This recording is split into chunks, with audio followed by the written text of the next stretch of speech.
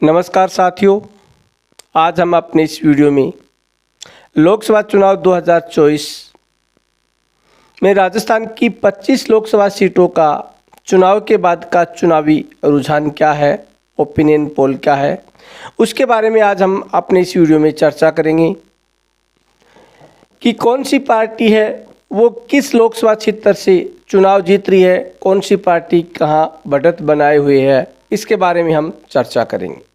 तो सबसे पहले हम बात करते हैं झुंझुनू लोकसभा सीट की। तो झुंझुनू लोकसभा सीट से भाजपा से शुभकंठ चौधरी चुनाव लड़ रहे, तो कांग्रेस से ब्रिजेंद्र ओला चुनाव लड़ रही है। यहाँ से भाजपा प्रत्याशी शुभकंठ चौधरी है, वो मजबूत स्थिति में है, वो यहाँ से चुनाव निकाल रहे हैं। उसके बाद में हम बात करते हैं गंगानगर लोकसभा क्षेत्र की। यहाँ से बीजेपी से प्रियंका बालन चुनाव लड़ रही है, तो कांग्रेस से कुलदीप इंदौरा चुनाव लड़ रहे। यहाँ से भाजपा प्रत्याशी प्रियंका बालन की स्थिति काफ़ी मजबूत है, वो यहाँ से चुनाव जीत रही है।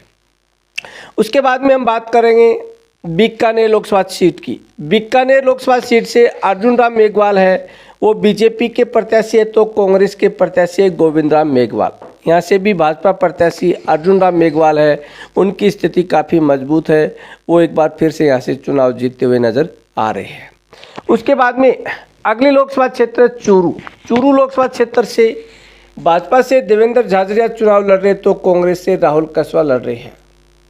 कांग्रेस प्रत्याशी राहुल कसवा की स्थिति मजबूत मानी जा रही है, लेकिन कांग्रेस के साथ भितरघात होने की संभावना पूरी है, तो देवेंद्र झाझड़िया भी यहाँ से चुनाव जीत सकते हैं।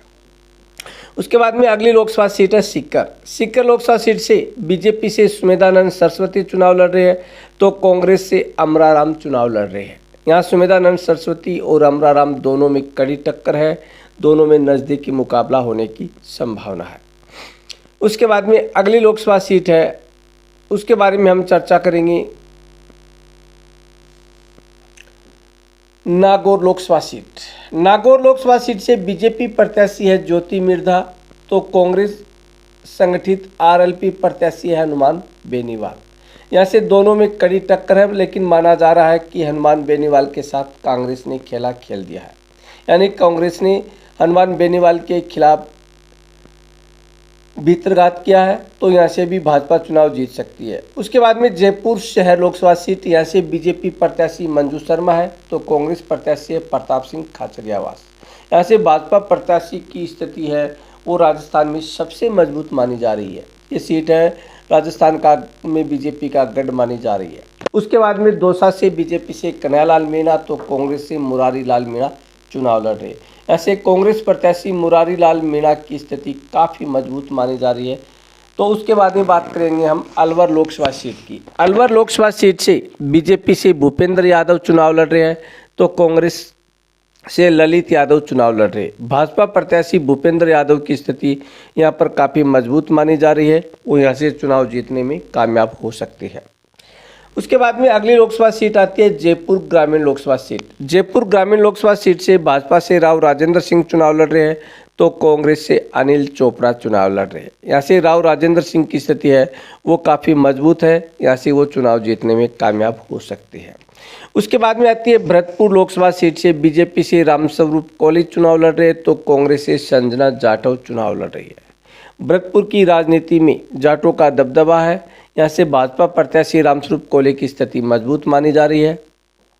उसके बाद में आता है करौली धौलपुर लोकसभा सीट, यहाँ से बीजेपी से इंदू देवी जाटव है, तो कांग्रेस से भजन लाल जाटव चुनाव लड़ रहे हैं। माना जा रहा है कि करौली धौलपुर लोकसभा सीट से इंदू देवी जाटव है वो चुनाव जीत रही है। उसके बाद में आता है झालावाड़ बारां लोकसभा सीट, यहाँ से बीजेपी से दुष्यंत सिंह चुनाव लड़ रहे हैं, तो कांग्रेस से उर्मिला जैन भाया चुनाव लड़ रही है। यहाँ से भाजपा प्रत्याशी दुष्यंत सिंह की स्थिति काफ़ी मजबूत है, यहाँ से वो चुनाव जीत रहे हैं। उसके बाद में अगली लोकसभा सीट है, उसके बारे में हम चर्चा करेंगे अजमेर लोकसभा सीट। यहाँ से बीजेपी से भागीर चौधरी चुनाव लड़ रहे, तो कांग्रेस से रामचंद्र चौधरी चुनाव लड़ रहे हैं। भाजपा प्रत्याशी भागीर चौधरी की स्थिति यहाँ पर काफ़ी मजबूत है, वो यहाँ से चुनाव निकालने में कामयाब हो सकते हैं। उसके बाद में अगली लोकसभा सीट है, उसके बारे में हम चर्चा करेंगे बांसवाड़ा लोकसभा सीट से। यहाँ से बीजेपी से महेंद्र सिंह मालवीय चुनाव लड़ रहे, तो कांग्रेस से राजकुमार रोत चुनाव लड़ रहे हैं। महेंद्र सिंह मालवीय की स्थिति है वो यहाँ पर काफ़ी मजबूत मानी जा रही है, उनकी स्थिति काफ़ी मजबूत मानी जा रही है, वो यहाँ से चुनाव जीत सकते हैं।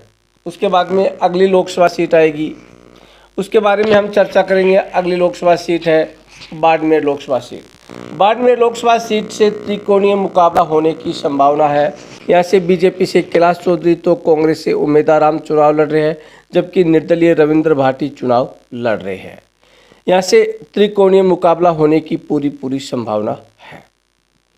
उसके बाद में अगली लोकसभा सीट है, उसके बारे में हम बात करेंगे। राजसमंद लोकसभा सीट, यहाँ से बीजेपी से श्रीमती महिमा विश्वराज सिंह चुनाव लड़ रही है, तो कांग्रेस से डॉक्टर दामोदर गुर्जर चुनाव लड़ रहे हैं। यहाँ से भाजपा प्रत्याशी श्रीमती महिमा विश्वराज सिंह की स्थिति काफ़ी मजबूत मानी जा रही है, वो यहाँ से चुनाव जीत सकती है।